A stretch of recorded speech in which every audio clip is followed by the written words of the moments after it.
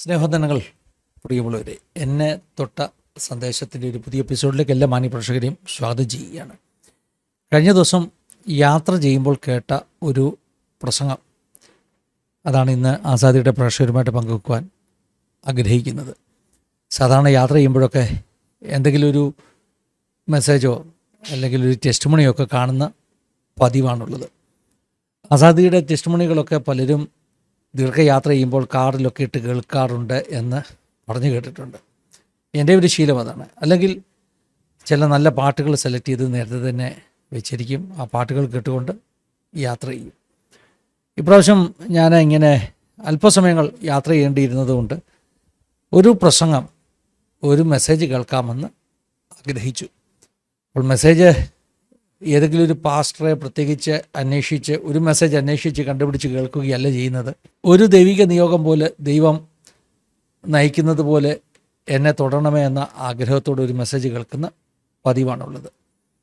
അങ്ങനെ ഇപ്രാവശ്യം കേട്ട മെസ്സേജ് പാസ്റ്റർ ബി മോനച്ചൻ കായംകുളത്തിൻ്റെ മെസ്സേജാണ്.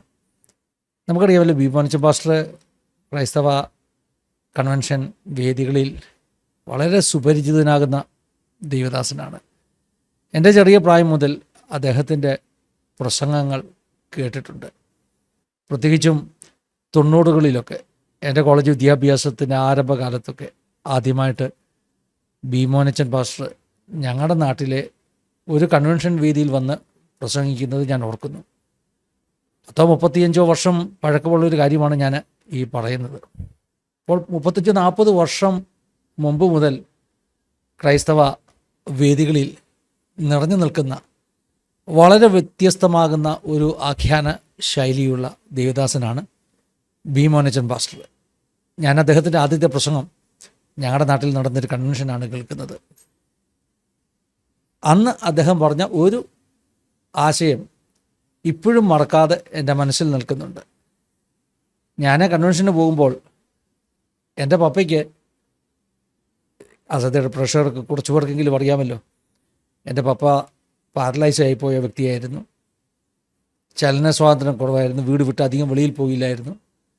ഞാൻ കൺവെൻഷന് പോയി പന്തലിലിരുന്ന് പ്രസംഗം കേൾക്കുമ്പോൾ ആ മലയുടെ അങ്ങേ മലയിലുള്ള ഞങ്ങളുടെ വീട്ടിലിരുന്നു കൊണ്ട് മൈക്കിലൂടെയുള്ള പ്രസംഗമായിരുന്നു പപ്പ കേൾക്കുന്നത്.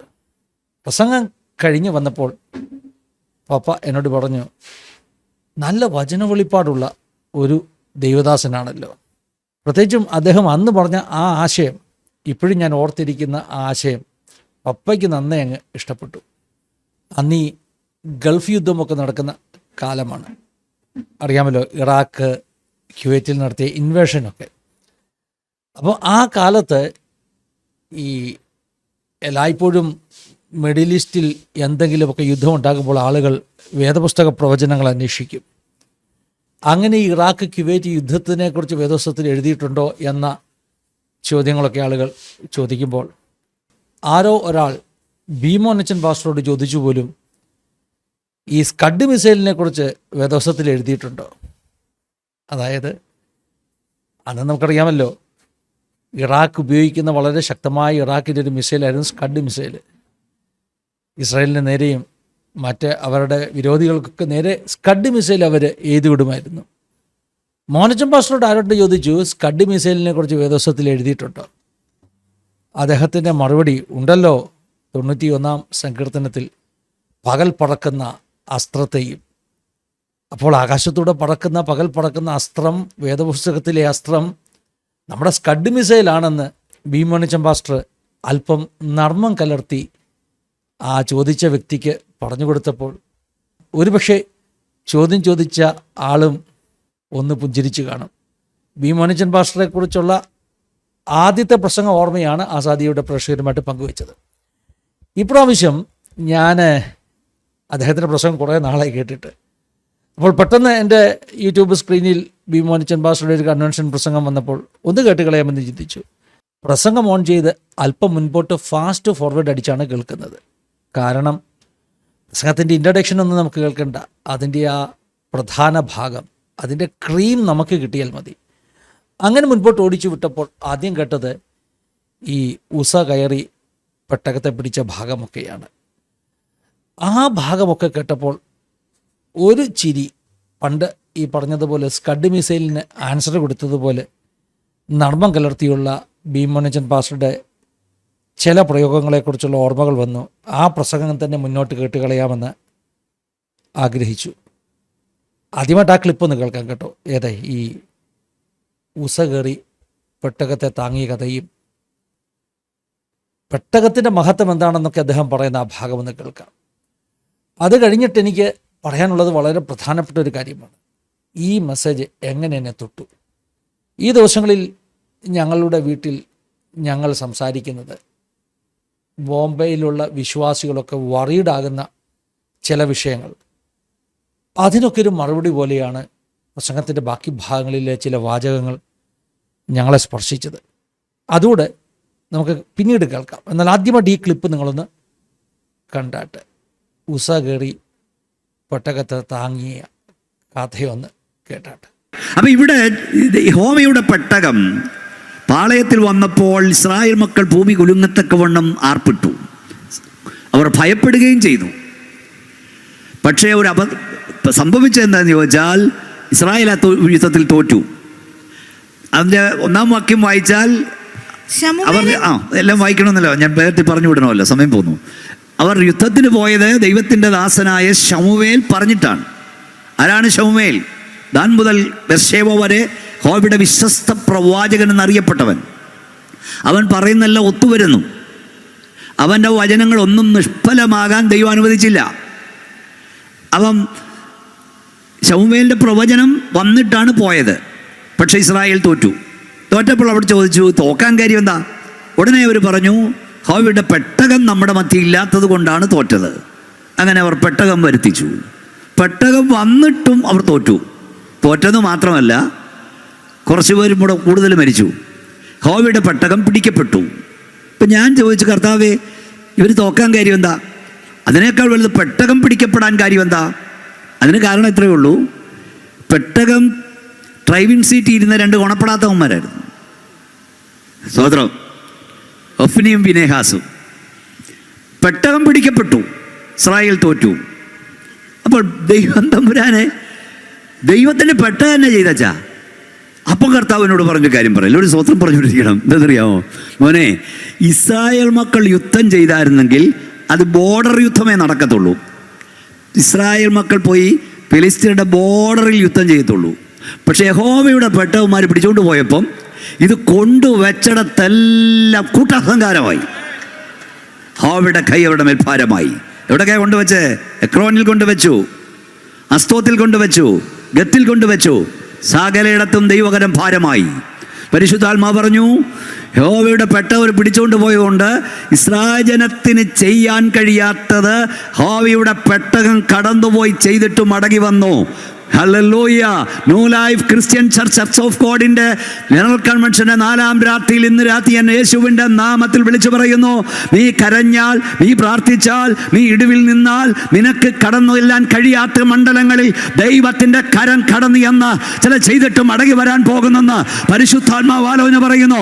കരമടിച്ച് അന്യഭാഷയിൽ വാ തുറന്ന് ശക്തിയോട് ദൈവത്തെ സ്തുതിച്ചാട്ട്, ദൈവത്തിൻ്റെ ദാസന്മാരെ, നിങ്ങൾക്ക് കടന്നു ചെല്ലാൻ കഴിയാത്തിടത്ത്, നിങ്ങളുടെ കാല് കുത്താൻ കഴിയാത്തിടത്ത്, നിങ്ങളെ കാല് കുത്തിക്കാത്തിടത്ത് ദൈവത്തിന്റെ കരം കടന്നു എന്ന് ചില ചെയ്തിട്ട് മടങ്ങി വരുമെന്ന് പരിശുദ്ധാത്മാവാലോട് പറയുന്നു. ശക്തിയോടെ ദൈവത്തെ ആരാധിക്കാം.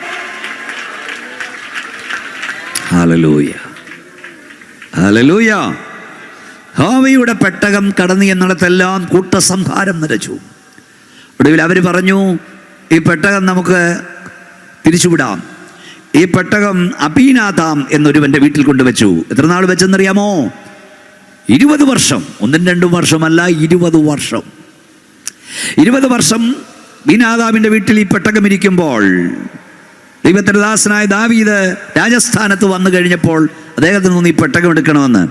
2 ശമൂവേലിന്റെ പുസ്തകം 6-ാം അധ്യായം 1 മുതൽ വാക്യങ്ങൾ നമ്മൾ വായിച്ചാൽ 30,000 ബിരുദന്മാരുമായി ആട്ടോടും പാട്ടും കൊട്ടുമെല്ലാം കൂടി ഇവർ ഈ പെട്ടകം എടുക്കാൻ പോയി. വിശുദ്ധീകരിക്കപ്പെട്ട പുരോഹിതന്മാർ അവിടെ തോളിൽ എടുക്കേണ്ട പെട്ടകം ഫെലിസ്ത്യരെ അനുകരിച്ച് കാളവണ്ടിയുടെ പുറത്ത് കയറ്റി കൊണ്ടുവന്നു. 30,000 ബിരുദന്മാരെന്ന് പറഞ്ഞാൽ ഏതാണ്ട് 2 കുമ്പനാട് കൺവെൻഷൻ കൂടുന്ന ആള്. സ്തോത്രം. അങ്ങനെ വരുമ്പോൾ പെട്ടെന്ന് വായിക്കണേ സിസ്റ്ററെ, 6-ാം അധ്യായം 8 മുതൽ വാക്യങ്ങൾ വായിച്ചാട്ടെ. 2 സാമുവേൽ 2 സാമുവേൽ 6:8. യഹോവ ഉസ്സയെ ഛേദിച്ച ഛേദം നിമിത്തം ദാവീദിന് വ്യസനമായി അവൻ ആ സ്ഥലത്തിന് പേര് ഉസ്സ എന്ന് പേർ വിളിച്ചു. അത് ഇന്ന് വരെയും പറഞ്ഞു വരുന്നു. അവിടെയും ഡ്രൈവിംഗ് സീറ്റ് ഇരുന്നത് പാരമ്പര്യക്കാരായ 2 പേരാ, ഉസ്സയും അഹ്വേലിയാവും. ഉസ്സയും അഹ്വേലിയും ആരാണെന്നറിയാമോ? അബീനാദാബിന്റെ മക്കൾ. 20 വർഷം വീട്ടിൽ പെട്ടകം ഇരിപ്പുണ്ടായിരുന്നു. ആ മൂച്ചിന് കാള വിരണ്ടു, പെട്ടകം താഴെ വീണപ്പോൾ പെട്ടകത്തെ പിടിക്കാൻ കൈ നീട്ടിയതാ, കാടിയാക്കറസവൻ താഴെ വീണു, പേരസുസ. അന്ന് രാജാവ് ദാവീദ് ഭയപ്പെട്ടു പോയി. ഈ പെട്ടകം എൻ്റെ അടുക്കൽ എങ്ങനെ കൊണ്ടുവരാൻ ഒക്കുമെന്ന് ചോദിച്ചു. ഞാൻ പല വേദിയിൽ ഇത് പറയാറുണ്ട്. എല്ലാവരും കയറി നിരങ്ങണ്ടിടമല്ല ദൈവിക പ്ലാറ്റ്ഫോം. വാതുറന്ന് സ്വോത്രം പറഞ്ഞോണം. നിനക്ക് കാശുള്ളത് കൊണ്ട് നേതാവാകാൻ ശ്രമിക്കരുത്. നിനക്ക് പ്രസംഗിക്കാൻ അറിയാമെന്ന ഒറ്റ കാരണത്താൽ പാസ്റ്ററാകാൻ ശ്രമിക്കരുത്. പാടാൻ അറിയാമെന്ന ഒറ്റ കാരണത്താൽ വർഷിപ്പ് ലീഡർ ആകരുത്.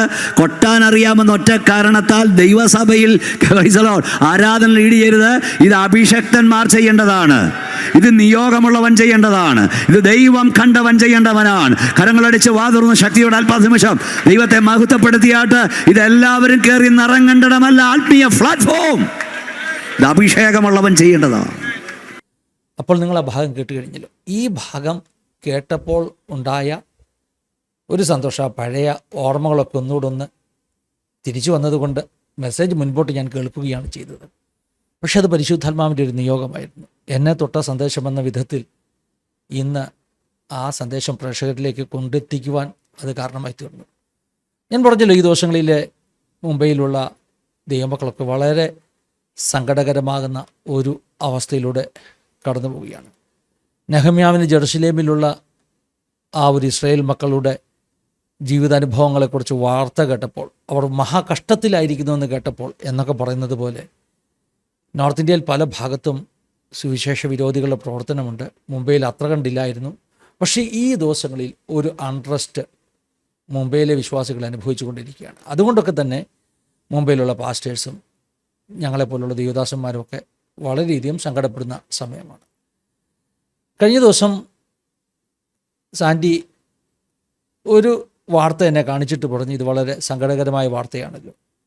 അതായത് മഹാരാഷ്ട്രയിലുള്ള ചർച്ചുകളുടെ പ്രോപ്പർട്ടീസ്, അതിനെക്കുറിച്ച് ഗവൺമെൻറ് തല അന്വേഷണം നടക്കുവാൻ പോകുന്നു. അപ്പോൾ അങ്ങനെ ഒരു വാർത്ത പെട്ടെന്ന് നമ്മൾ കാണുമ്പോൾ എല്ലാ സഭകൾക്കും ഒരു വേദനയുണ്ടാകും. കാരണം ചർച്ചുകളുടെ പ്രോപ്പർട്ടീസൊക്കെ ലീഗലാണെങ്കിലും അതിനകത്തുള്ള അന്വേഷണങ്ങൾ എങ്ങനെയാണ് നയിക്കപ്പെടുന്നത് എന്ന ഒരു ചിന്ത, നൂലാമാലകൾ, ഒരു വിഷമമുണ്ടാക്കും. ഇനി എടുത്ത് പറയാം, ഞങ്ങളുടെ ചർച്ചിനോ ഞങ്ങൾക്കോ ഒന്നും അങ്ങനെ പ്രോപ്പർട്ടീസൊന്നും ഇല്ല, അതുകൊണ്ട് പേടിക്കേണ്ട ആവശ്യമൊന്നുമില്ല. പക്ഷെ അങ്ങനെയല്ലല്ലോ. ദൈവമക്കൾ എല്ലാ സഭകൾക്കുമുള്ള പ്രശ്നമില്ല, നമ്മളെ മാത്രം ചിന്തിച്ചാൽ പോരല്ലോ. അങ്ങനെയൊരു ചിന്ത ഗവൺമെൻറ് കൊണ്ടുവരാൻ കാരണമായി തീർന്നത് മഹാരാഷ്ട്രയിലെ പണ്ട് തന്നെ ഒത്തിരി പ്രോപ്പർട്ടിയുള്ള ചില സംഘടനകൾ, അതായത് 300-400 ഏക്കറൊക്കെ ഉണ്ടായിരുന്നു ബ്രിട്ടീഷുകാരുടെ കാലത്ത് തന്നെ ഉണ്ടായിരുന്ന ചില വിഭാഗങ്ങൾ, ആ പ്രോപ്പർട്ടികൾ തെറ്റായ കള്ള പ്രമാണങ്ങളൊക്കെ ഉണ്ടാക്കി വിൽക്കുന്നതായിട്ട് ഗവൺമെൻറ്റിന് അറിവ് ലഭിച്ചിരിക്കുന്നു എന്നാണ് ഗവൺമെൻറ് അവകാശപ്പെടുന്നത്. അതുകൊണ്ട് അതിൻ്റെ മേൽ അന്വേഷണം വരുന്നു. അങ്ങനെ വരുമ്പോൾ എല്ലാ ചർച്ച് പ്രോപ്പർട്ടിയും അന്വേഷിക്കപ്പെടുവാൻ സാധ്യതയുണ്ട്. ഇതൊന്നാമത്തെ ഒരു വാർത്ത, നമുക്കൊരു അലോസരമുണ്ടാക്കിയ വാർത്ത. അതോടൊപ്പം തന്നെ ഒരു പ്രശ്നം, ചർച്ച് എന്ന് പറയുമ്പോൾ മിഷണറിമാർ, പാസ്റ്റേഴ്സിൻ്റെ പ്രോപ്പർട്ടികളും അന്വേഷിക്കപ്പെടുവാൻ സാധ്യതയുണ്ട്. അങ്ങനെ ഒരു ഭയം ദൈവമക്കൾക്ക് ഉണ്ടായിരിക്കുന്നു. അതുകൂടാതെ ഞങ്ങൾ താമസിക്കുന്ന മീരാ റോഡ് ബാന്ദ്രയിൽ തന്നെ കഴിഞ്ഞ ആഴ്ചകളിലൊക്കെ പല ദൈവമക്കളെയും മർദ്ദിക്കുകയും സഭകളിൽ പ്രശ്നങ്ങൾ ഉണ്ടാകുകയും ചെയ്തു. ആ വാർത്തയും വളരെയധികം ഞങ്ങളെ വേദനിപ്പിച്ചു. അതായത് കേരളത്തിലോ മറ്റ് സ്വാതന്ത്ര്യമുള്ള ദേശങ്ങളിലൊക്കെ ഇരിക്കുന്നവർക്ക് ഞാൻ ഈ പറഞ്ഞ എത്ര മനസ്സിലാവുമെന്ന് എനിക്കറിയില്ല. ഓരോ ഞായറാഴ്ചയും സഭായോഗം കഴിയുമ്പോൾ ഞങ്ങൾക്ക് വലിയൊരു ആശ്വാസമാണ് മനസ്സിൽ. ഇന്ന് സഭായോഗം, അനുഗ്രഹിക്കപ്പെട്ട ഒരു സഭായോഗം കഴിഞ്ഞല്ലോ, പ്രശ്നമൊന്നും ഉണ്ടായില്ലല്ലോ. മീരാ റോഡ് ഭായ്ന്തറിലെ നലസുപാറ, അതുപോലെ തന്നെ വസായി, ബോംബെയുടെ പല പ്രാന്തപ്രദേശങ്ങളിലും പാസ്റ്റർമാരുടെ അവസ്ഥ ഇതുതന്നെയാണ്. കഴിഞ്ഞ ദിവസമൊക്കെ വലിയ ഭീഷണികൾ ചില സ്ഥലങ്ങളിലെ സഭകൾക്ക് വന്നുകൊണ്ടിരുന്നു. ക്രിസ്തീയ കൂട്ടായ്മകൾ, ക്രിസ്ത്യൻ സമാജ് അവരൊക്കെ സപ്പോർട്ട് ചെയ്യാനുണ്ട്. പക്ഷേ ആരൊക്കെ സപ്പോർട്ട് ചെയ്താലും ദൈവിക സംരക്ഷണം ഉണ്ടെങ്കിൽ മാത്രമേ കഴിയുകയുള്ളൂ എന്നൊരു സാഹചര്യം. ചുരുക്കി പറഞ്ഞാൽ ഈ ഞായറാഴ്ചകളിൽ ഒരു വലിയ ഭയത്തോടെയാണ് ജനങ്ങളൊക്കെ ആരാധനയ്ക്ക് കടന്നു വരുന്നത്. ഞങ്ങളൊക്കെ ആണെങ്കിൽ വെള്ളിയും ശനിയും ഒക്കെ പ്രത്യേകം പ്രാർത്ഥിക്കും. കർത്താവ് ഞായറാഴ്ചത്തെ ആരാധന യേശുവിൻ്റെ രക്തം കൊണ്ടും വചനം കൊണ്ടും മുദ്രവെക്കുകയാണ്. തെറ്റായൊരു കണ്ണും കാണരുത്, തെറ്റായൊരു വ്യക്തിയും കടന്നു വരരുത്, തെറ്റായ പ്ലാനുകൾ, ശത്രുവിൻ്റെ പദ്ധതികളെ ഞങ്ങൾ ക്യാൻസൽ ചെയ്ത് പ്രാർത്ഥിക്കുന്നു. യേശുവിൻ്റെ രക്തക്കോട്ടയ്ക്കുള്ളിൽ ഞങ്ങളെ ആക്കണമെന്ന് പറഞ്ഞ് ദിവസങ്ങൾ പ്രാർത്ഥിച്ചിട്ടാണ് ഞായറാഴ്ച ആരാധനയ്ക്കൊക്കെ കടന്നു വരുന്നത്. ഞങ്ങൾക്ക് വേണ്ടി മാത്രമല്ല, ശരിക്കും ഞങ്ങളുടെ ചർച്ചൊക്കെ ഞങ്ങളുടെ പട്ടണത്തിലെ എല്ലാ ദൈവദാസന്മാരെ, എല്ലാ ദൈവസഭകളെയും പ്രാർത്ഥിച്ച് മുദ്രയിട്ടൊക്കെയാണ് കടന്നു വരുന്നത്. അപ്പോൾ അങ്ങനൊരു സാഹചര്യത്തിൽ ഈ പൗലോസ് പറയുന്നില്ലേ, പുറത്ത് യുദ്ധം, അകത്ത് ഭയം. പുറത്ത് വലിയ പ്രശ്നങ്ങളുള്ളപ്പോൾ തന്നെ അകത്ത് ഈ വലിയ ഭയക്കേണ്ട ഒരു ടെൻഷനുള്ള അന്തരീക്ഷമൊക്കെ ഉളവായിരിക്കുന്ന സാഹചര്യം. അങ്ങനെയൊക്കെ പോകുമ്പോൾ, ആ സാഹചര്യത്തിലൂടെ പോകുമ്പോൾ ഞാൻ പ്രാർത്ഥിക്കാറുണ്ട്, കർത്താവേ, എന്തൊക്കെ പ്രശ്നമുണ്ടെങ്കിലും നിൻ്റെ ശബ്ദം കേട്ടാൽ മതി. പൗലോസിനോട് പറഞ്ഞില്ലേ, ഈ പട്ടണത്തിൽ എനിക്ക് വളരെ ജനമുണ്ട്, ആരും നിനക്കൊരു ദോഷവും ചെയ്യില്ല. അങ്ങനെ ഒരു വാക്ക് കേട്ടാൽ മതി കർത്താവേ. പ്രശ്നങ്ങളും പ്രതികൂലങ്ങളും വരുമ്പോൾ ഞങ്ങൾ മനുഷ്യരാണ്, ഞങ്ങൾക്ക് സ്വയമായിട്ട് അതിൽ നിന്ന് നേരിടുവാൻ കഴിവില്ല. പക്ഷെ നിൻ്റെ ശക്തി വേണം, നിൻ്റെ കൃപ വേണം, നിൻ്റെ വചനം വേണം എന്നൊക്കെയാണ് പ്രാർത്ഥിക്കാറുള്ളത്. അപ്പോൾ അങ്ങനെ കലുഷിതമാകുന്ന ഒരു അന്തരീക്ഷത്തിൽ ഈ പറഞ്ഞതുപോലെ എനിക്ക് തോന്നുന്നു ശനിയാഴ്ച വൈകിട്ട് അടുത്ത ദിവസം ഞായറാഴ്ച ആരാധനയുണ്ട്. വാർത്തകൾ ഇങ്ങനെ പലതും വരുന്നു. കഴിഞ്ഞ ഞായറാഴ്ച ഞങ്ങളുടെ അടുത്തതിനെയുള്ള ഒരു സ്കൂളിൽ നടക്കുന്ന ആരാധനയ്ക്കെതിരെ ചെറിയ പ്രശ്നങ്ങളൊക്കെ ഉണ്ടായി. ഈ സൺഡേയിൽ അതേ സ്കൂളിൽ വന്ന ചില വിശ്വാസികൾ, അവർ ആരാധനയ്ക്ക് വന്നതൊന്നുമല്ല, ഉച്ച കഴിഞ്ഞ് 4 മണിക്ക് സ്കൂളിൽ എന്തോ ആവശ്യത്തിന് വന്ന വിശ്വാസികളാണ്. അങ്ങനെ 2-3 ചെറുപ്പക്കാരെ പിടിച്ച് ക്രൂരമായി മർദ്ദിച്ചു. അവരെ ബലമായി വണ്ടിയിൽ കയറ്റി കൊണ്ടുപോയി ഒരു വിജനമായ സ്ഥലത്ത് കൊണ്ടുപോയി ഒത്തിരി അടിച്ചു. വിജനമായ സ്ഥലം എന്ന് പറഞ്ഞാൽ ഒരു ബാക്ക് വാട്ടേഴ്സ് ഉണ്ട്, ഒരു കടലിടുക്കെന്ന് പറയാം അല്ലേ, കായലും കടലും ചേരുന്ന ഒരു സ്ഥലമുണ്ട്, കാട് പിടിച്ചു കിടക്കുന്ന സ്ഥലമാണ്. അവിടെ കൊണ്ടുപോയിട്ട് അവരെ ഒത്തിരി മർദ്ദിച്ചു. അങ്ങനെ ഒരു സംഭവം ഈ സൺഡേയിൽ കേൾക്കുവാനിടയായി തീർന്നു. അപ്പോൾ ഇങ്ങനെയൊക്കെയുള്ള കലുഷിതമായൊരു അന്തരീക്ഷത്തിൽ ആണ് ഞാൻ ഈ പാസ്റ്ററുടെ പ്രസംഗം കേട്ടത്.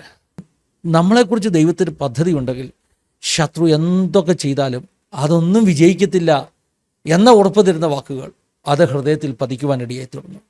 മുഴുവൻ മെസ്സേജ് ഞാൻ കാണിക്കുന്നില്ല. എന്നെ സ്പർശിച്ച കുറേ ഭാഗങ്ങൾ ബീമോനച്ചൻ പാസ്റ്ററുടെ, അദ്ദേഹം ഒരു ചർച്ചിൻ്റെ ജനറൽ കൺവെൻഷന് ചെയ്തൊരു പ്രസംഗമാണ്. ഈ വർഷത്തിൻ്റെ ആരംഭത്തിൽ ജനുവരി മാസത്തിൽ ചെയ്തൊരു പ്രസംഗമാണെന്ന് എനിക്ക് മനസ്സിലാക്കുവാൻ കഴിയുന്നത്. മാസങ്ങളായി, പക്ഷേ എന്നെ തൊട്ടു, മാസങ്ങൾക്ക് ശേഷം എന്നെ തൊട്ടു. അതാസാദിൻ്റെ പ്രേക്ഷകരെയും തൊടുമെന്ന വിശ്വാസത്തോട് കുറേ ഭാഗങ്ങൾ കാണിക്കുന്നു. ദൈവം സഹായിക്കട്ടെ, അനുഗ്രഹിക്കട്ടെ. God bless you all. Have A wonderful time. ഈ മെസ്സേജ് മുഴുവൻ നിങ്ങൾ ദയവായി കേൾക്കണം. മത്തായി സുവിശേഷം 2-ാം അധ്യായം 13-ാം വാക്യം. മത്തായി 2:13. അവർ പോയ ശേഷം കർത്താവിന്റെ ദൂതൻ യോസേഫിന് സ്വപ്നത്തിൽ പ്രത്യക്ഷനായി, നീ എഴുന്നേറ്റ് ശിശുവിനെയും അമ്മയെയും കൂട്ടിക്കൊണ്ട് മിസ്രൈമിലേക്ക് ഓടിപ്പോയി, ഞാൻ നിന്നോട് പറയും വരെ അവിടെ പാർക്കുക.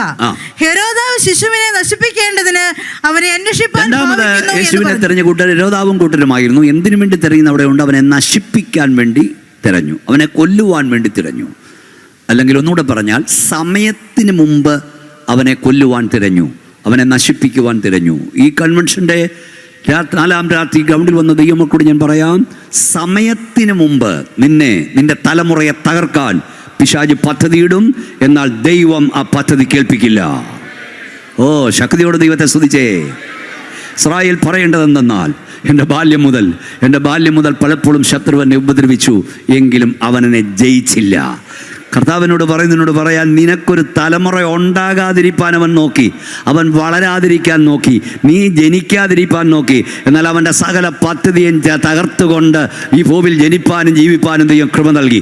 2025 ദിനങ്ങളിൽ നിന്റെ വഴിയാത്രകളിൽ നിന്നെ തകർത്ത് കളയുവാൻ, റോഡ് ആക്സിഡന്റിനെ മാറ്റപ്പെടുത്തുവാൻ, നിന്റെ കൈകാലുകളെ ഒടിച്ചു കളയുവാൻ, വഴിയിൽ ചതച്ചരച്ച് കളയുവാൻ ദുഷ്ടപിശാച് പദ്ധതിയിട്ടപ്പോൾ നീ അറിയാതെ, നിന്റെ തലമുറയെ അറിയാതെ, യഹോവയുടെ കരം പലവട്ടം നിന്നെ എടുത്തു മാറ്റിയിട്ടുണ്ട്. ഉണ്ടെന്ന് നീ മറന്നു പോകരുത്. ഓ ക്ഷമ റഖനിയ, വാതുറന്ന അന്യഭാഷയെ ശക്തിയോടെ ദൈവത്തെ മഹത്വപ്പെടുത്തിക്കൊള്ളൂ. സ്വർഗത്തിൽ ചെല്ലുമ്പോൾ നമ്മൾ കരുതലിയ ദൈവത്തെ സ്തുതിക്കും. എന്തെന്നറിയാമോ? പല വിടുതൽ, ദൃശ്യ വിടുതലാണെങ്കിൽ അദൃശ്യ വിടുതലാണ് ശ്രേഷ്ഠത. ദൃശ്യ വിടുതലുകൾക്ക് നമ്മൾ സ്തോത്രം പറയും. ഹാർട്ട് അറ്റാക്കിൽ രക്ഷപ്പെട്ടെന്ന് നമ്മൾ സ്തോത്രം പറയും. കോവിഡിന് രക്ഷപ്പെട്ടെന്ന് സ്തോത്രം പറയും. ക്യാൻസറിന് രക്ഷപ്പെട്ടെന്ന് സ്തോത്രം പറയും. എന്നാൽ ദൈവകുഞ്ഞെ, നീ അറിയാതെ ദുഷ്ടപിശാചിന്റെ കണിയിൽ നിന്ന് ദൈവം നിന്നെ എടുത്തു മാറ്റിയിട്ടുണ്ട്. ഓ ക്ഷമ റഗനിയ. അല്പസമയം കൂടെ ശക്തിയോടെ എല്ലാവരും കരങ്ങളടിച്ച് അന്യഭാഷ ദൈവത്തെ സ്തുതിച്ചു. ഓ ഷബ റഗുനിയ സന്തനിയ. ഈ 118 സങ്കീർത്തനത്തിൽ മരണഭാഷകൾ എന്നെ ചുറ്റി, പാതാള വേദനകൾ എന്നെ വളഞ്ഞു, ഞാൻ കഷ്ടവും സങ്കടവും അനുഭവിച്ചു. ശുദ്ധ മലയാളത്തിൽ വായിച്ചാൽ ഒന്നും തോന്നില്ല. പക്ഷെ വേദപുസ്തകം എഴുതപ്പെട്ട ഭാഷയിൽ എഴുതിയിരിക്കുന്നതെന്ന് അറിയാമോ? മരണഭാഷകൾ എന്നെ ചുറ്റി, പാതാള വേദനകൾ എന്നെ വളഞ്ഞു. അതിൻ്റെ ഗ്രീക്ക് ഭാഷാന്തരം ഇങ്ങനെയാണ്: ദൈവമേ, എൻ്റെ വഴിയാത്രകളിൽ എന്നെ കുടുക്കിലാക്കുവാൻ, എന്നെ കണിയിലാക്കുവാൻ മരണം കുടുക്കൊരുക്കി, മരണം കണിയൊരുക്കി എന്നെ കാത്തിരുന്നു. എന്നാൽ നീയോ യഹോവേ, ഞാനറിയാതെ, എൻ്റെ കുഞ്ഞറിയാതെ, എൻ്റെ പ്രിയപ്പെട്ടവനറിയാതെ ആ മരണഭാഷങ്ങളെ വെട്ടിമാറ്റി എന്നെ വിടുവിച്ചതിനാൽ ഞാൻ നിന്നെ സ്തുതിക്കുന്നു. അതുകൊണ്ട് അവിടുന്ന് സ്തോത്രം പറഞ്ഞുകൊണ്ടിരിക്കുന്നത്. സമയത്തിന് മുമ്പ് നിന്നെ തകർക്കാൻ പിശാച് പദ്ധതിയിടും. റോഡാക്സിനെ തകർക്കാൻ സമയത്തിന് മുമ്പ് എന്നെ കൊണ്ടുപോകാൻ അവൻ പദ്ധതിയിടും. പക്ഷെ ദൈവത്തിൻ്റെ പദ്ധതി പൂർത്തീകരിക്കും. പിശാചിൻ്റെ പദ്ധതികൾ പരാജയപ്പെടും. 1-2 വാക്യങ്ങൾ നോക്കാം. ദാനിയേൽ പ്രവചനം 6 സമയം പോയിട്ട് ഞാൻ സ്പീഡിലാണ് പറഞ്ഞു വിടുന്നത്. 6-ാം അധ്യായം 28-ാം വാക്യം. ദാനിയേൽ പ്രവചനം 6-ാം അധ്യായം 28-ാം വാക്യം. എന്നാൽ ദാനിയേൽ ദാരിയാവേശിന്റെ വാഴ്ചയിലും പാർസി രാജാവായ കോരെശിന്റെ വാഴ്ചയിലും ശുഭപ്പെട്ടു. എന്നാലെന്ന് പറഞ്ഞാൽ അതിന് പിൻപിൽ വലിയ കാര്യങ്ങളുണ്ട്. ദൈവത്തിന്റെ ദാസനായ ദാനിയേൽ ബാബിലോൺ സാമ്രാജ്യത്തിൽ കാലുകുത്തിയ നാൾ മുതൽ അവനെ തകർക്കാൻ, അവനെ ഓടിച്ചു കളയാൻ, അവനെ പമ്പകടത്താൻ, അവനെ ഇല്ലായ്മ ചെയ്യുവാൻ പിശാച് പല പദ്ധതി ഇറക്കി. അവരിലൂടെ, കൂട്ടുകാരിലൂടെ, നാട്ടുകാരിലൂടെ. പക്ഷെ ഇവിടെ വായിച്ച കേട്ടോ, എന്നാൽ ദാനിയേൽ ദാരിയാവേശിന്റെ കാലത്തും പാർസി രാജാവായ കോരെശിന്റെ കാഴ്ചയിലും അവിടെ 2 രാജാക്കന്മാരോട് എഴുതിയിട്ടുള്ളൂ. ദാനിയേൽ നെബൂഖദ്നേസറിന്റെ കാലത്തും ബെൽഷസ്സറിന്റെ കാലത്തും ദാരിയാവേശിന്റെ കാലത്തും കോരെശിന്റെ കാലത്തും ശുഭപ്പെട്ടിരുന്നു എന്ന് പറഞ്ഞാൽ രാജാക്കന്മാർ ഇങ്ങനെ പോയിക്കൊണ്ടിരുന്നു. ദൈവം തൻ്റെ അഭിഷക്തനെ അവിടെ നിർത്തി. ഈ സ്റ്റേജിൽ മാത്രമല്ല, ഗ്രൗണ്ടിലും ദൈവദാസന്മാർ ഞാൻ കാണുന്നു. കർത്താവിൻ്റെ ദാസന്മാരോട് ഞാൻ പ്രവചിക്കുന്നു, ദൈവം നിന്നെ ഒരിടത്ത് നിർത്താൻ തീരുമാനിച്ചാൽ നിന്നെ പറത്താൻ നോക്കുന്നവൻ എൻ്റെ ദൈവം പറത്തും. ഓ ഷറഖനിയ, ദൈവം നിന്നെ അവിടെ നിർത്തും. ഒരു മന്ദവാദിക്കും, ഒരാഭിചാരകനും, ഒരു ശുദ്രക്കാരനും, ഒരു നാലാവാദക്കാരനും നിന്നെ ഓടിച്ചു കളയാൻ കഴിയില്ല. ദൈവത്തിൻ്റെ അഭിഷേകത ദൈവോളത്തിൽ നിന്നെ നിർത്താൻ തീരുമാനിച്ചാൽ ഒരുത്തനും നിന്നെ ഓടിപ്പാൻ കഴിയില്ല. കരമടിച്ച് ശക്തിയോടെ ദൈവത്തെ സ്തുതിക്കാം. നിന്നെ ഓടിക്കാൻ നോക്കുന്നവനെ ദൈവം ഓടിക്കും. നിന്നെ പറത്താൻ നോക്കുന്നവനെ ദൈവം പറത്തും. ലൂക്കോസിന്റെ സുവിശേഷം വായിക്കേണ്ട 4-ാം അധ്യായം 16-ാം വാക്യം. യേശു വളർന്ന് നാസറേത്തിൽ വന്നു. മുമ്പേ വായിച്ചു കേട്ടില്ലേ? വളർത്തത്തില്ലെന്ന് പറഞ്ഞിടത്ത്, നിർത്തത്തില്ലെന്ന് പറഞ്ഞിടത്ത് അവനെ വളർത്തി. ഒന്നുകൂടെ ആത്മാവിൽ പറയുന്നു, നിന്നെ വളർത്തില്ലെന്ന് പറയുന്നിടത്ത്, നിന്നെ നിർത്തില്ലെന്ന് പറയുന്നിടത്ത് കർത്താവ് നിന്നെ വളർത്തും. അവൻ നിന്നെ നിർത്തും. സമയത്തിന് മുമ്പ് ഒടുക്കിക്കളയാൻ പിശാച് നോക്കും. പക്ഷെ ദൈവം സമ്മതിക്കില്ല. ഒന്നുകൂടെ പറഞ്ഞാൽ, ഒരു ദൈവവൈതൽ എവിടെ മരിക്കണം, എപ്പോൾ മരിക്കണം, എങ്ങനെ മരിക്കണമെന്ന് ഇതൊക്കെയാണ് കേൾക്കേണ്ട ദൂതുകൾ. പിശാചല്ല തീരുമാനിക്കുന്നത്, സ്വർഗത്തിലെ ദൈവമാണ് തീരുമാനിക്കുന്നത്. നമ്മുടെ വാഴ്ത്തപ്പെട്ട കർത്താവിനെ ലൂക്കോസിന്റെ സുവിശേഷം 13-ാം അധ്യായത്തിൽ ഹെരോദാവ് അന്വേഷിക്കുന്നു എന്ന് പറഞ്ഞപ്പോൾ കർത്താവ് എന്നാ പറഞ്ഞേ? നിങ്ങൾ ആ സാറിനോട് എന്ന് പറയാനാണ് പറഞ്ഞേ? ഒന്ന് പറയുന്നേ? അല്ല, പിന്നെന്താ പറഞ്ഞേ? നിങ്ങൾ ആ കുറുക്കനോട് എന്ന് പറ. ആരെയും കയറി വിളിക്കല്ലേ.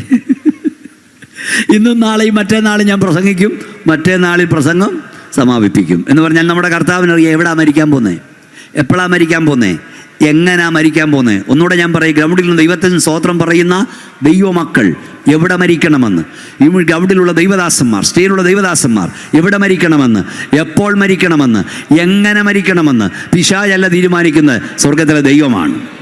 ക്യാൻസർ വരട്ടെ, ഡയബറ്റീസ് വരട്ടെ, ബ്ലഡ് പ്രഷർ വരട്ടെ, ഹാർട്ട് അറ്റാക്ക് വരട്ടെ, യേശുവിൻ്റെ അധികാരമുള്ള നാമത്തിൽ നീ ക്യാൻസറിനോട് പറ, ഹാർട്ട് അറ്റാക്കിനോട് പറ, ബ്ലഡ് പ്രഷറിനോട് പറ, ക്യാൻസറേ, ബ്ലഡ് പ്രഷറേ, ഹാർട്ട് അറ്റാക്കേ, എൻ്റെ ദൈവം അനുവദിക്കാൻ നിനക്കെന്നെ കൊണ്ടുപോകാൻ കഴിയില്ല. ഇവിടെ ലോർഡ്സൺ ആൻ്റണി പറഞ്ഞല്ലോ, അദ്ദേഹത്തിന് എന്നോട് പറഞ്ഞു പെട്ടെന്ന് പോകണമെന്ന്. അതായത് 3 മാസം പോലും ജീവിക്കില്ലെന്നും ആക്സിഡൻറ്റ് തീരുമെന്നും വിചാരിച്ചാൽ ഞാൻ ചിന്തിച്ചു. സാധാരണ പാട്ട് എഫക്റ്റൊക്കെ വെച്ച് ഒരു ചെറിയ ശബ്ദം ചുണ്ടനക്കിയാൽ മതി, പാട്ട് പുറത്ത് വരും. അദ്ദേഹം മുഴുവൻ ശക്തി എടുത്താ പാടുന്നത്, അല്ലേ? അങ്ങനെ വേണം പാടാൻ. സ്തോത്രം. മുഴുവൻ ശക്തി എടുത്താ എത്ര ദിവസം പാടാനൊക്കെ ഇങ്ങനെ ചിന്തിച്ചേ. ഞാനിവിടെ നിൽക്കുമ്പോൾ എത്ര ദിവസമായി പണി തുടങ്ങിയിട്ടെന്നറിയാമോ? ഇവിടുന്ന് നാപ്റ്റുന്ന നാളെ രാവിലെ തിരുനക്ക മൈതാനത്ത് വരണം. IPCയുടെ കൺവെൻഷൻ നടന്നുകൊണ്ടിരിക്കുക. നാളത്തെ സംയുക്ത സഭായത്തിന് ഞാനാണ് പ്രസംഗിക്കേണ്ടത്. നാളെ വൈകിട്ട് വേറെ മീറ്റിംഗ് ഉണ്ട്. പിന്നെ തിങ്കളാഴ്ച വെളുപ്പിനെ പോകണം കോവളത്തൊരു കല്യാണം നടത്താൻ. ഞാൻ സാധാരണ പറയും മൈക്കിൻ്റെ പച്ചയും നിങ്ങളുടെ സ്വോത്രം കൊണ്ട് നിൽക്കുക. നിങ്ങൾ അനങ്ങാതിരുന്ന പണി വാളും. Praise Lord. അപ്പം ഒരു ദൈവ പൈതൽ എവിടെ മരിക്കണം തീരുമാനം പിശാചല്ല. അപ്പോൾ ലോഡ്സൺ പറഞ്ഞല്ലോ, ഞാനും നിങ്ങൾക്കറിയാം 3 തവണ മരണം എന്നെ പിടിച്ചതാണ്. നിങ്ങളൊക്കെ ഒത്തിരി പ്രാർത്ഥിച്ചിട്ടുണ്ടെന്ന് എനിക്കറിയാം പല സോഷ്യൽ മീഡിയയിലൊക്കെ. 2021 ഇത് പറയാതിരിക്കാമില്ല. ഞാൻ ലോഡ്സ് എന്ന് പറഞ്ഞപ്പോൾ മിക്കയിടത്തും ലോഡ്സൺ പറയും. അപ്പം ദൈവം ചെയ്ത ഉപകാരം എല്ലായിടും പറയണം, അല്ലേ? 2021 ജനുവരി മാസം 24-ാം തീയതി 1.5 മണിക്കൂർ പ്രസംഗിച്ചിട്ട് ഞാൻ തന്നെ കാർ ഡ്രൈവ് ചെയ്ത് എൻ്റെ വീട്ടിലേക്ക് കഴിയുമ്പോൾ കാർഡിയാക് അറസ്റ്റിൻ്റെ രൂപത്തിൽ മരണം എൻ്റെ അരികിൽ വന്നു. ഞാൻ വിചാരിച്ചു സാധാരണ തൊണ്ടവേദന പോലെ പാസ തോന്നിയത്. ഞാൻ വിചാരിച്ചു തൊണ്ടവേദനയാണ്, കോവിഡാന്നാണ് വിചാരിച്ചത്. പക്ഷെ കോവിഡ് അല്ലായിരുന്നു. എൻ്റെ ഹൃദയസ്പന്ദനം നിലയ്ക്കാൻ പോകുന്നെന്നും എൻ്റെ ശബ്ദം നിലയ്ക്കാൻ പോകുന്നു വൈദ്യശാസ്ത്രം പറഞ്ഞപ്പോൾ തമ്പുരാൻ തൻ്റെ പ്രോഗ്രാം ടൈൽ എഴുതിയിട്ടിരുന്നു. 2026 ജനുവരി മാസം 10-ാം തീയതി ന്യൂ ലൈഫ് ചർച്ച് ഓഫ് ഗോഡിൻ്റെ ജനറൽ കൺവെൻഷൻ മോനച്ച നീ നിൽക്കണമെന്ന് തമ്പുരാൻ എഴുതി വിട്ടിരുന്നു. അവിടെ മാത്രമല്ല 10ഓളം രാജ്യങ്ങൾ ഇതിനോടകം ഞാൻ പ്രസംഗിച്ചു കഴിഞ്ഞു. കർത്താവിൻ്റെ അഭിഷേകത്തെ പറഞ്ഞില്ലേ, അദ്ദേഹം വിളിക്കുമ്പോൾ ഞാൻ UK ഞാൻ ഒന്നുകൂടെ പറയാം, 1000 കൂടെ പറയുന്നത് നിന്നെക്കുറിച്ചുള്ള, നിന്റെ കുടുംബത്തെക്കുറിച്ചുള്ള, നിന്റെ കുഞ്ഞുങ്ങളെക്കുറിച്ചുള്ള പിശാചിന്റെ പദ്ധതികൾ പരാജയപ്പെടും. ദൈവത്തിന്റെ പദ്ധതി വിജയിക്കും. കൈയടിച്ച് ഉറങ്ങിക്കോ. വാ തുറന്നോ, ശക്തിയോടെ വാ തുറന്ന് കൈരമടി ചന്യഭാഷ സ്തോത്രം പറഞ്ഞ് പറ, ദുഷ്ട പിശാചേ, എന്നെക്കുറിച്ചുള്ള, എൻ്റെ കുടുംബത്തെക്കുറിച്ചുള്ള, എൻ്റെ കുഞ്ഞുങ്ങളെക്കുറിച്ചുള്ള, എൻ്റെ കുടുംബത്തെക്കുറിച്ചുള്ള, എൻ്റെ സഭയെക്കുറിച്ചുള്ള നിന്റെ പദ്ധതികൾ പരാജയപ്പെടും.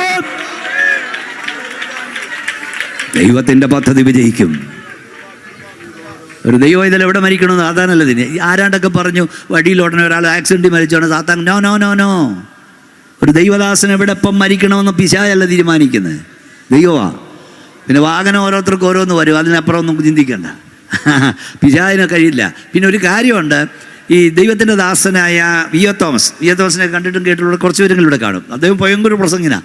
എല്ലാവരും ഇങ്ങനെ പിടിച്ചുകൊണ്ട് വേണം നിർത്താൻ, ഇങ്ങനെ ഇരിക്കുക. പക്ഷേ സ്റ്റേജിലോട്ട് കയറിക്കഴിഞ്ഞാൽ പിള്ളേരുടെ കാറ് കണ്ടിട്ട് പുള്ളിയുടെ മട്ടം മാറും. അപ്പോൾ ഈ വിയോ തോമസിൻ്റെ കൂട്ടുകാരനായിരുന്നു കാനവച്ചൻ, നമ്മുടെ എല്ലാം കാനവച്ചൻ. അപ്പോൾ കാനവച്ചൻ ഒരിക്കൽ വിയോ തോമസിനോട് പറഞ്ഞു, എൻ്റെ വിയോ തോമസ് കുറച്ചൊക്കെ പ്രോഗ്രാം കുറച്ചെടുക്കുക, ഇങ്ങനെ ഓടുന്നത് ശരിയാണെന്ന് ചോദിച്ചപ്പം വിയോ തോമസ് കാനവച്ചനോട്, അച്ചോ നിങ്ങളല്ല ഈ തച്ചുപണിക്കാരാ, ഞാൻ ഉടമ്പണി പണിക്കാരനാണ്. തച്ചുപണിക്കാരന് കൊട്ടിക്കൊട്ടി ഇരുന്നാൽ മതി. ഉടമ്പടിപ്പണിക്കാരന് നേരത്തെ പണി തീർത്തിട്ട് വീട്ടിൽ പോകണമെന്ന്. സ്വോത്രം കേട്ടില്ലല്ലോ. ഉടമ്പണിപ്പണിക്കാരന് പണി തീർത്തിട്ട് വീട്ടിൽ പോകണം. പണി തീർത്താൽ വീട്ടിൽ പോവും. പണി തീരാതെ വീട്ടിൽ കൊണ്ടുപോകത്തില്ല. പണി തീർന്നാൽ പിന്നെ വീട്ടിലോട്ടാ പോകണമെന്ന് ഉറപ്പുണ്ടായത് എന്തിനാ ഭാരപ്പെടുന്നത്? പണി തീരാതെ കൊണ്ടുപോയില്ല. അതെപ്പം തീരുമെന്നുള്ളതാ. എപ്പം തീരും? 88 തീർന്നിട്ടുള്ളെങ്കിൽ 88 കൊണ്ടുപോകത്തുള്ളൂ. 58 തീർന്ന 58 കൊണ്ടുപോകും. സ്വോത്രം കേട്ടില്ല. അച്ഛനിരിക്കുന്ന പോലെ അങ്ങോട്ട് ഇരിക്കണം കേട്ടോ. ഇവിടെ 96 നിന്നെ കൊണ്ടുള്ള പദ്ധതി ദൈവം തീർക്കത്തുള്ള അന്നേ കൊണ്ടുപോകുള്ളൂ. അതിനു മുമ്പ് പാണ്ടിലോറി നിന്റെ മണ്ടയ്ക്കൂടെ കയറി ഇറങ്ങിയാലും നീ ജാകത്തില്ല. എന്നാൽ ദൈവത്തിൻ്റെ പദ്ധതി 46 തീർന്നാൽ കൊണ്ടുപോകും. സ്തോത്രം, സ്തോത്രം, സ്തോത്രം. ശക്തിയോട് പറഞ്ഞേ സ്തോത്രം. അതുകൊണ്ട് ഞാൻ ചെറുപ്പക്കാരോടൊക്കെ പറയും, 96 ജാകത്തുള്ളൊന്നും വെച്ച് കാച്ചരുത്. ദൈവത്തിൻ്റെ പദ്ധതി തീരുമ്പോൾ നമ്മളിവിടുന്ന് പോവും. അതുവരെ നമ്മളിവിടെ കാണും. സ്തോത്രം. അപ്പം സമയത്തിന് മുമ്പ് നിന്നെ തകർക്കില്ല. എപ്പോഴും ചിന്തിച്ചോണം, ദൈവത്തിൻ്റെ പദ്ധതി നമ്മൾ കൈയൊന്ന് ഉയർത്തിയാട്ടി ഒരു സ്തോത്രം പറഞ്ഞേ. കൈ ഉയർത്തി ദൈവത്തെ സ്തുതിച്ചേ. കൈയൊന്ന് ഉയർത്താൻ കഴിഞ്ഞ കൃപയാ. ഉയർത്തിയ കൈ താക്കാൻ കഴിഞ്ഞ കൃപയാ. കരമൊന്ന് അടിക്കാൻ കഴിഞ്ഞ കൃപയാ. വായം തുറക്കാൻ കഴിഞ്ഞ കൃപയാ. തുറന്ന വാ അടയ്ക്കാൻ കഴിഞ്ഞ കൃപയാ. ഒന്നുകൂടെ കരമടിച്ച് എല്ലാവരും ഗ്രൗണ്ടിൽ ദൈവശക്തി വ്യാപരിക്കട്ടെ. ഓ ഷബറഖോനിയ. ഒരു പ്രസംഗം കേൾക്കാൻ മാത്രമല്ല നിങ്ങൾ ഇരിക്കേണ്ടത്, വിടുതൽ അനുഭവിക്കാനിരിക്കണം. ദുഷ്ട പിശാച് തടഞ്ഞു വെച്ച നിങ്ങളുടെ നന്മയുടെ ഉറവുകൾ യേശുവിൻ്റെ നാമത്തിൽ തുറന്നു വരുന്ന രാത്രിയായി മാറണം. സ്തോത്രം. കർത്താവ് നമുക്ക് വേണ്ടി ഏൽപ്പിച്ചു കൊടുത്തു. നമ്മുടെ കർത്താവിനെ അവർ ക്രൂശിച്ചു. കർത്താവായ യേശു ക്രൂശിൽ കിടക്കുമ്പോൾ തൻ്റെ ശിഷ്യന്മാരെല്ലാം ഓടിപ്പോയി. അവനാരുമില്ലെന്ന് വരും. കുറേ നേരത്തെ കർത്താവിന് ആരുമില്ല. ആ വാക്യം വായിക്കുമ്പോഴൊക്കെ ഞാൻ കരയാറുണ്ട്. പക്ഷെ കുറച്ച് കഴിഞ്ഞപ്പോൾ അരിമത്യക്കാരൻ യോസഫ് ധൈര്യപ്പെട്ട് വന്ന് യേശുവിൻ്റെ ഡെഡ് ബോഡി ചോദിച്ചു. ഞാനൊരു TV പ്രഭാഷണം ഇങ്ങനെ പറഞ്ഞു, ദൈവവൈതലേ, കുറച്ച് നേരത്തേക്ക് നിനക്കാരുമില്ലെന്ന് വരും, പക്ഷെ നിനക്കാരുമില്ലാതെ വരില്ല. ഈ ഗ്രൗണ്ടിലെല്ലാവരോടും ഞാൻ പറയാം, മക്കൾ നോക്കിയില്ലേലും മരുമക്കൾ നോക്കിയില്ലേലും ആരെയെങ്കിലും ദൈവം നിനക്കായി ഒരുക്കും. കൈയൊന്ന് ഉയർത്തിപ്പിടിച്ചുകൊണ്ട് പറയുന്നേ, വാതുറന്ന് പറയുന്നേ, ഒന്ന് ഒരുമിച്ച് പറഞ്ഞ് എനിക്കാരുമില്ലാതെ വരില്ല, എനിക്കാരുമില്ലാതെ വരില്ല. കരമടിച്ച് ശക്തിയോട് ദൈവത്തെ സ്തുതിച്ചോണ്ട് പറ. എല്ലാ അപ്പച്ചന്മാരും പറ, എല്ലാ അമ്മച്ചിമാരും പറ, എല്ലാ കുഞ്ഞുങ്ങളും പറ, എനിക്കാരുമില്ലാതെ വരില്ല. ശക്തിയോടെ കരമടിച്ച് പറ, ആരെയെങ്കിലും ദൈവം എനിക്ക് വേണ്ടി ഒരുക്കുമെന്ന് പറ. എനിക്കാരുമില്ലാതെ വരില്ല, എൻ്റെ ദൈവം ആരെയെങ്കിലും എനിക്ക് വേണ്ടി ഒരുക്കും. സത്യത്തിൽ ഇപ്പം പത്രോസ് ഓടിപ്പോയത് എത്ര നന്നായി. സത്യത്തിൽ യേശു കർത്താവിൻ്റെ ഡെഡ് ബോഡി ഏറ്റുവാങ്ങേണ്ടത് ആരായിരുന്നു? പത്രോസ്. പത്രോസ് ഡെഡ് ബോഡി എടുത്ത് എവിടെ കൊണ്ടടക്കിയേനെ? കടൽപ്പുറത്ത് കൊണ്ടടക്കിയേനെ. പത്രോസെ, നീ ഓടിയത് നന്നായി. ദൈവം ആമ്പിള്ളാരെ കാര്യം ഏൽപ്പിച്ചു. ദൈവവേദലേ, ചിലരൊക്കെ നിന്നെ കൈയൊഴിയുന്ന നല്ലതിനാ. ചിലർ കൈവിടുമ്പോൾ കൈ ഏൽക്കവണ്ടവൻ്റെ കയ്യിൽ ദൈവം നിന്നെ ഏൽപ്പിക്കും. ഒന്ന് ശക്തിയോടെ കരമടിച്ച് പാർച്ച വാതുറന്ന് പറ, നിന്നെ ചില കൈ ഒഴിഞ്ഞതിനായി സ്തോത്രം പറ. സഹായിക്കാൻ കടപ്പെട്ടവൻ, സഹായിക്കുമെന്ന് പറഞ്ഞവൻ, സഹായിക്കുമെന്ന് പ്രതീക്ഷിച്ചവൻ കൈവലിച്ചെങ്കിൽ ഭാരപ്പെടരുത്. ഇവരാരുമല്ല നിന്നെ ഉയർത്തിയത്, സ്വർഗത്തിലെ അപ്പച്ചന്തിന്റെ തലമുറ ഉയർത്തിയെന്ന് വരണം. യേശുവിനെ ക്രൂശിച്ചു. യേശു കർത്താവിനെ ക്രൂശിച്ച ശേഷം പിലാത്തോസിന്റെ അരികിൽ വന്ന് പറഞ്ഞു, യജമാനെ, അച്ചാദിയൻ എഴുന്നേക്കുമെന്ന് പറഞ്ഞ് ഞങ്ങൾക്ക് ഓർമ്മ വരുന്നു. യജമാനെ എന്ന് വിളിച്ചു പിലാത്തോസിനെ. യേശുവിനെ ചതിയെന്ന് വിളിച്ചു. പിലാത്തോസ് പറഞ്ഞു, ഞാൻ കാവൽ കൂടെ തരാം, പോയി നിങ്ങളാലാവോളം കല്ലറ ഉറപ്പാക്കുക. ലോകത്തിലെ ഏറ്റവും വലിയ സൈന്യശക്തി നമ്മുടെ കർത്താവിൻ്റെ കല്ലറയ്ക്ക് കാവൽ നിന്നു. ലോകത്തിലെ ഏറ്റവും വലിയ സൈന്യശക്തി റോമൻ സൈന്യാധിപർ. അത് മാത്രം വലിയൊരു ഇമ്പീരിയൽ മുദ്ര എടുത്ത് വെച്ചു, വലിയൊരു കല്ലെടുത്ത് വെച്ചിട്ട് ഇമ്പീരിയൽ മുദ്ര വെച്ചു. അത് തൊട്ടാൽ മരണമാണ്. പേടിത്തണ്ടന്മാർ തൊടില്ല ശിഷ്യന്മാർ. അതുകൂടാതെ ദൃശ്യലോകത്തൊക്കെ നടക്കുമ്പോൾ അദൃശ്യലോകത്ത് പിശാചുവിൻ്റെ 1000 ദൂതന്മാരും നമ്മുടെ കർത്താവിൻ്റെ കല്ലറയ്ക്ക് കാവലായിരുന്നു. മാത്രമല്ല, ഈ കല്ലറയ്ക്കകത്ത് മരണവും പാതാളവും ആദാം മുതൽ വാഴുകയാണ് മരണം. കർത്താവിനെ വിടില്ലെന്ന് പറഞ്ഞുകൊണ്ടിരിക്കുന്നു. ഒന്നുകൂടെ ഞാൻ ആവർത്തിക്കുന്നു, ലോകത്തിലെ ഏറ്റവും വലിയ സൈന്യശക്തി ദൃശ്യലോകത്ത് നമ്മുടെ കർത്താവിൻ്റെ കല്ലറയ്ക്ക് കാവൽ നിൽക്കുന്നു. അദൃശ്യലോകത്ത് പിശാചുവിൻ്റെ സകല ദൂതന്മാരും കാവൽ നിൽക്കുന്നു. അതുമാത്രമല്ല, മരണവും പാതാളവും നമ്മുടെ കർത്താവിനെ വിടില്ലെന്ന് പറയുന്നു. 2-23 വാക്യം, മരണം അവനെ പിടിച്ചു വെക്കുന്നത് അസാധ്യമായിരുന്നു. അവൻ മരണത്തെ തകർത്ത് ഉയർത്തെഴുന്നേറ്റു. കൈ ഉയർത്തിയാട്ടി സ്തോത്രം പറ ദൈവമക്കളെ.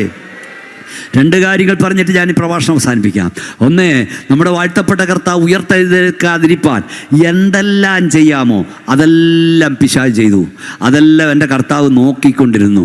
ഇന്ന് രാത്രി ഞാൻ പറയാം, നിൻ്റെ ഉയർച്ചയ്ക്കെതിരെ, നിൻ്റെ നന്മയ്ക്കെതിരെ, നിൻ്റെ സഭയ്ക്കെതിരെ, നിൻ്റെ പ്രവർത്തനത്തിനെതിരെ, നിൻ്റെ തലമുറയ്ക്കെതിരെ എന്തെല്ലാം ചെയ്യാമോ അതെല്ലാം പിശാച് ചെയ്തു കൊള്ളട്ടെ.